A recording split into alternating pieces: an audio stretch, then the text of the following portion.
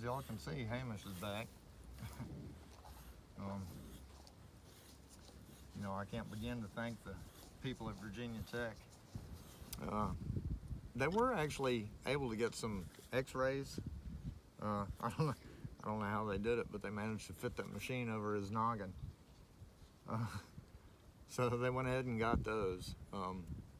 It doesn't help as far as the lump jaw goes, but it gives us a baseline of where he's at right now, just in case. We have done just about everything that we could think of, everything that's, you're supposed to do to be able to kill this thing. We hope we got it.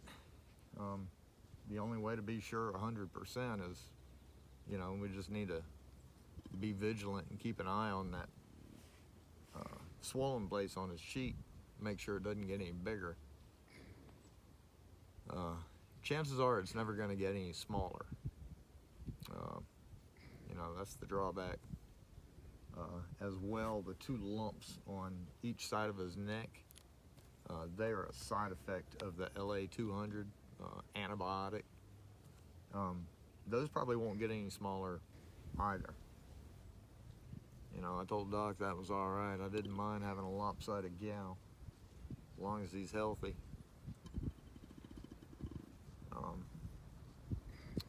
But he should be good to go. What'd you do to your nose, buddy? Cut his little nose up. So now it's just a matter of keeping an eye on it and making sure he eats. That's one of the big things is, he's got to keep eating. He wasn't eating real good while he was up at Virginia Tech, and we think a lot of that is just the fact that he was hating to be up there.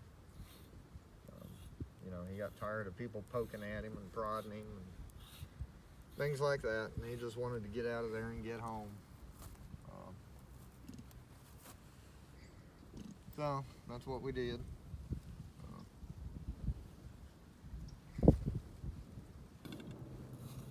I can't begin to thank Doc Holly and all the people up at Tech that took care of him.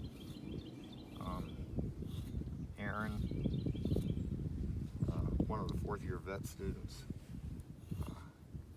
kept in touch with me every day and, sent me pictures of him.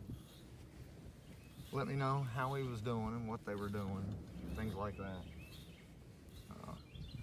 Doc Holly usually called me every afternoon, told me how things went. It makes a huge difference. So Doc Holly, Aaron, the rest of everybody up at Virginia Tech, thank you. Thank you so much. I appreciate everything you did for him. I'd also like to thank Pat and Jason Muncie of the Roanoke Valley Horse Rescue. Patty and I have been friends for about 15 years now, and her rescue is where I got my horses from. And when I was looking around for a way to bring Biggin home, I thought about Patty, and I sent her a text and said, hey, can you help me out? So Jason actually took off half a day of work, and we drove up to Tech and picked him up. And once again, he refused to take anything for it. I wanted to fill up his gas tank or something, and he said, no, I'll just send him a donation. So I was a little bit afraid that a lot of the trust between me and Hamish had gotten broken, because of all the things that we were putting him through. And honestly, I don't think it's broken. I think it got a little dinged up some, but it's still there, ain't it, buddy?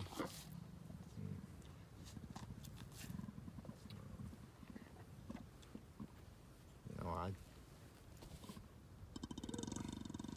don't want y'all looking at him and saying, "Oh my God, he looks terrible. What have y'all done to him?"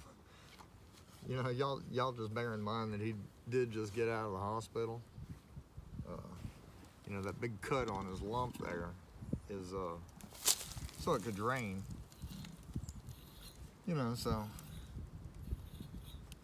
all the other places, you know, because we had to shave his neck to get the IVs in and things like that. So, you know, when y'all look at him and think to yourself, "Oh my God, he looks terrible," you know, y'all just kind of keep those comments to a minimum, you know, if we can.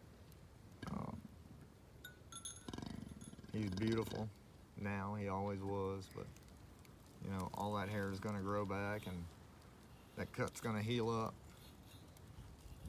You're just going to be just as pretty as you always were, aren't you?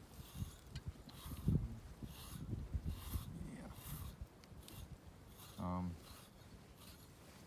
Again, I can't thank you guys enough. Without y'all, it wouldn't have been possible.